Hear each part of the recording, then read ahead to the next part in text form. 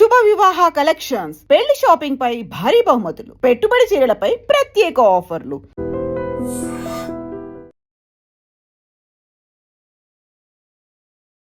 నమస్కారం, welcome to I dream. ధర్మ మార్గం విత్ విజిత కార్యక్రమానికి స్వాగతం.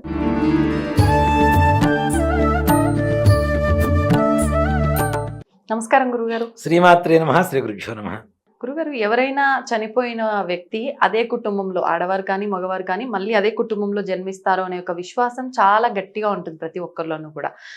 ఒకవేళ అంటే మరణించిన తర్వాత కొద్ది నెలల గ్యాప్ తోటే గర్భం దాలిస్తే ఆ ఇంట్లో వారు ఖచ్చితంగా ఇంక ఇప్పుడు వాళ్ళు జన్మనిచ్చిన శిశువు ఆ చనిపోయిన వాళ్ళే పుట్టారు అని చెప్పి కొంతమంది వాళ్ళ పేర్లే పెట్టడము, ఇంకా వరుసలు కలిపి మా ఆయనే పుట్టాడు అని చెప్పి ఆడవాళ్ళు ఉంటే, లేదంటే మా ఆవిడే పుట్టింది అని చెప్పి ఇలా భావిస్తూ ఉంటారు. ఇది ఒక మూఢనమ్మకంగా తీసుకునేవారు ఉన్నారు, లేదు ఇది గట్టి నమ్మకము, ఇలా జరుగుతుంది అనే వాళ్ళు ఉన్నారు. అసలు వాస్తవం ఏంటండి?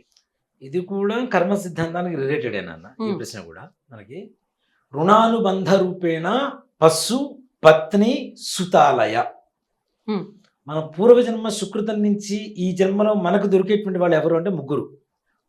వాటిలో పశువులు మొట్టమొదటిగా చెప్పారు. పెట్స్, కుక్కలు ఉంటాయి, గోవులు, కొంతమంది పాములు పెంచుకుంటున్నారు, కొంతమంది పిల్లులు పెంచుకుంటారు, కొంతమంది పక్షులను పెంచుకుంటుంటారు, రకరకాల జంతువులను పెంచుకుంటుంటారు ప్రాణుల్ని.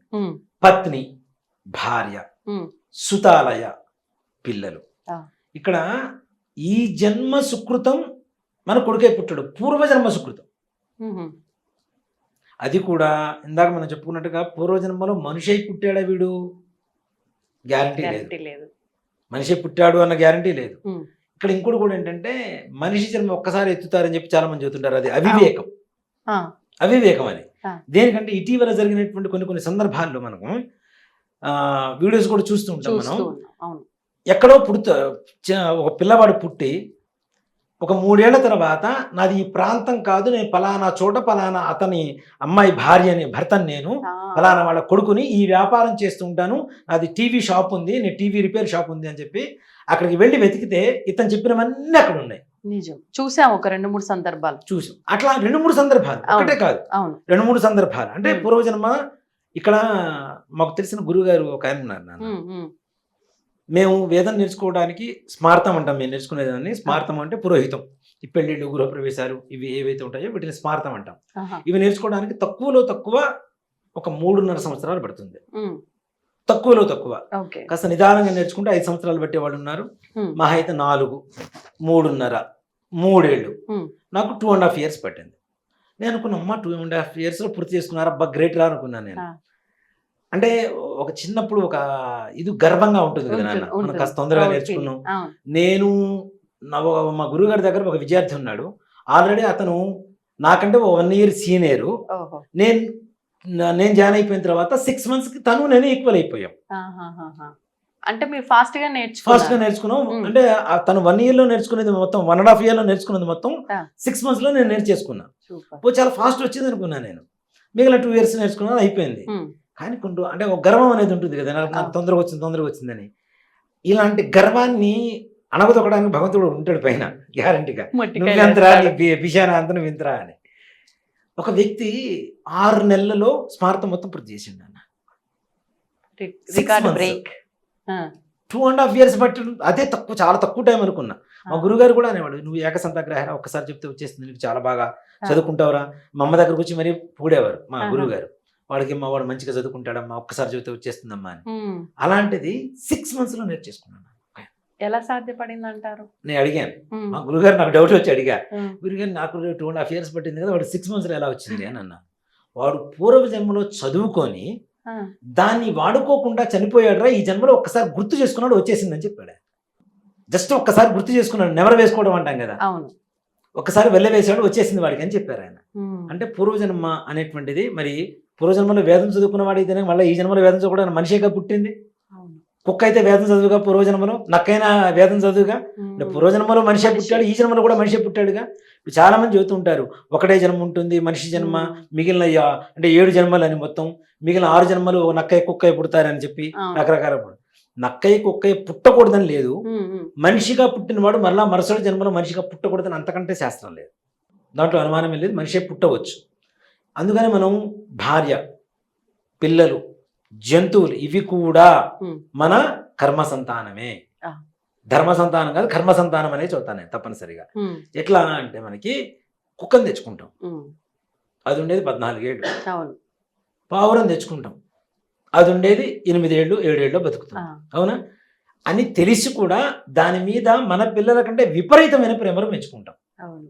అది లేకపోతే ఉండలేనంత, దాని దుంపదగా అది కూడా మనం లేకపోతే ఉండలేనంత అది కూడా పెంచుకుంటాం అడిక్షన్ కంప్లీట్ కదా. ఇంటి ఇప్పుడు కారు సౌండ్ వీధి చివరన వినపడ్డా, హార్న్ కూడా అక్కర్లా, ఇంజన్ సౌండ్ వినపడ్డా పరిగెత్తుకుంటూ వచ్చే కుక్కలు ఉంటాయి. అవును. కొంతమందికి సంతానం లేకపోతే కేవలం కుక్కల్నే సంతానంగా భావించేటువంటి వాళ్ళు కొంతమంది ఉన్నారు. ఉన్నారు. నేను హోమాలకు గృహప్రవేశాలకు వాటికి వెళ్తుంటే ఉమ్, వాటి పేర్లు కూడా వీళ్ళ గోత్రనామాలతో చెప్పి హోమం చేయించే వాళ్ళు కొంతమంది ఉన్నారు. కానీ అలా వర్తిస్తాయా? అంటే అదే చెప్తున్నా, ఇది కర్మ సంతానమే కదా, అవును. అవును. ఆటోమేటిక్గా ఆ ఇంటికి వచ్చిందంటే ఆ ఇంటిదే కదా, ఆ, అనుమానం లేకుండా. అవును. అవును. కానీ ఇక్కడ ఏంటి, పూర్వజన్మలో వీళ్ళకి దానికి 14 ఏళ్ళ బ్యాలెన్స్ ఉంది.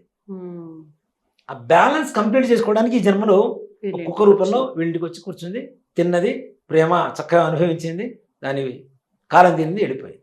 అంటే ఎన్ని సంవత్సరాలు ఉందో దాని లైఫ్ స్పాన్ ని బట్టి కూడా ఆ జీవిగా ఆ జన్మిస్తుంది రుణం అని అనేటువంటిది గ్యారెంటీ తప్పనిసరిగా. ఓకే. ఇప్పుడు ఆ జీవికి అన్ని సంవత్సరాలే అనేది ఒక లైఫ్ స్పాన్ అనేది ఉంది కదా అవును. మనిషి లాగానే. ఉమ్, కాబట్టి ఆ రూపంలోనే మన ఇంటికి రావడానికి అవకాశం ఉంటుంది. లేదు ఆ రూపంలో వచ్చినా తొందరగా పోయేవి కూడా కొన్ని ఉంటాయి. ఉంటాయి. ఉమ్, ఇప్పుడు పిల్లలు కూడా అంతే కదా, కొంతమంది ప్రాణాల పిల్లలు చిన్న వయసులో చనిపోతూ ఉంటారు. కొంతమంది పుట్టగానే, అదే చెప్తా, పుట్టగానే చనిపోయే పిల్లలు కొంతమంది ఉంటారు. కడుపులో చనిపోయినటువంటి పిల్లలు కొంతమంది ఉంటారు. ఆ కాస్త బ్యాలెన్స్, ఉమ్, ఆ కాస్త బ్యాలెన్స్ తీర్చుకోవడానికి వస్తారు అంతే వాళ్ళు. అదే కదా. అంతే కదా. ఒక 6 నెలలు కడుపులో ఉన్నారు, అబార్షన్ అయింది ఉమ్, అనుకుందాం, అంటే ఆ 6 months ఆ తల్లికి వాడికి సంబంధం బ్యాలెన్స్ ఉంది, అది క్లియర్ చేసుకోవడానికి వస్తాడు. ఉమ్, పుట్టిన తర్వాత కొంతమంది ఇందాక మనం అనుకున్నట్టుగా యాక్సిడెంట్లో చనిపోయేవాడు కొంతమంది ఉంటారు. అవును. గుండెపోటుతో ఇప్పుడు ఈ మధ్యకాలంలో మరి చిన్న చిన్న వయసు వాళ్ళు వస్తున్నాయి. చనిపోవడం చూస్తున్నాం. ఉమ్, ఇవన్నీ కూడా ఏంటి, వాళ్ళకున్న బ్యాలెన్స్ క్లియర్ చేసుకోవడానికి ఈ జన్మలో మరలా మన జీవితంలోకి వస్తుంటారు, వెళ్ళిపోతూ ఉంటారు. ఉమ్, అలాగే కొడుకు, ఇప్పుడు ఇంకోటి కూడా చెప్తానా, మ్. ఇది కూడా గ్రహస్థితి అనేటువంటిది మనం అంతకుముందు కూడా చాలాసార్లు చెప్పుకుంటూ ఉంటాం. పెద్దవాళ్ళకు ఉన్నటువంటి గ్రహస్థితే పిల్లలకు వస్తూ ఉంటుంది, కొంతమందికి పాస్ అవుతూ ఉంటుంది కొన్ని దోషాలు. ఆ. అవునా, ఈ దోషాలు పాస్ అవడం అనేది ఏంటి, రక్త సంబంధం ద్వారా బై జీన్స్, ఉమ్, హెరిడిటీ. అవును. కొన్ని గ్రహాల ద్వారా గ్రహస్థితి ఏదైతే ఉంటుందో ఆ గ్రహస్థితిని బట్టి కొన్ని రోగాలు వస్తాయి అనేటువంటిది కన్ఫర్మేషన్ ఉంది.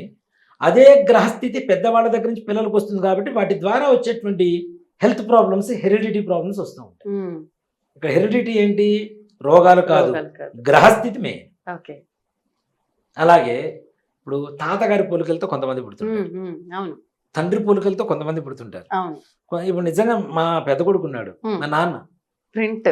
మా ఫాదర్ అంతే. ఉమ్, మా వాడు పడుకున్న మా నాన్నే గుర్తుకొస్తారు, ఆహా. కాలు మీద కాలు వేసుకుని పడుకోవడం. అంటే లక్షణాలు కూడా అలానే ఉంటాయి. మరి మా నాన్నగారు నా చిన్నప్పుడు, నా 7 ఏళ్ళప్పుడు చనిపోయారు, ఆ, నాకు 7 ఏళ్ళప్పుడు చనిపోయారు. ఓకే. ఓకే. ఆ తర్వాత 22 ఏళ్ళు, అంటే వీడి తర్వాత 7 ఏళ్ల తర్వాత, అంటే దాదాపు 15 ఏళ్ల తర్వాత మా వాడు పుట్టాడు. మా నాన్నగారు చనిపోయిన 15 ఏళ్ల తర్వాత పుట్టాడు మా వాడు. ఉమ్, అంటే మా నాన్నగారి ఫేస్ కూడా తెలియదుగా, అవును. ఫోటో చూపించి తాతయ్య అంటే తెలియటం తప్పితే. అవును. కానీ ఆ లక్షణాలు ఎలా వస్తాయి, ఉమ్, అంతే జీన్స్. తప్పనిసరిగా ఉంటాయి నాన్న. ఆలోచన విధానం ఒకటి, అమాయకత్వం ఒకటి, ముదురు తెలివితేటలు ఒకటి, ఇవన్నీ అన్ని రకాలు కూడా అన్ని జీన్స్ తో ముడిపడి ఉన్నవే కదా. కొంతమంది అమాయకులు ఉంటారు, బా వీడు కూడా వీడి తాతగారిలాగా అమాయకుడు అంటారు. అవునా, కొంతమందికి దురలవాట్లు ఉంటాయి, అరే వీడికంటే వీడి తాత బెటర్ రా అంటుంటారు.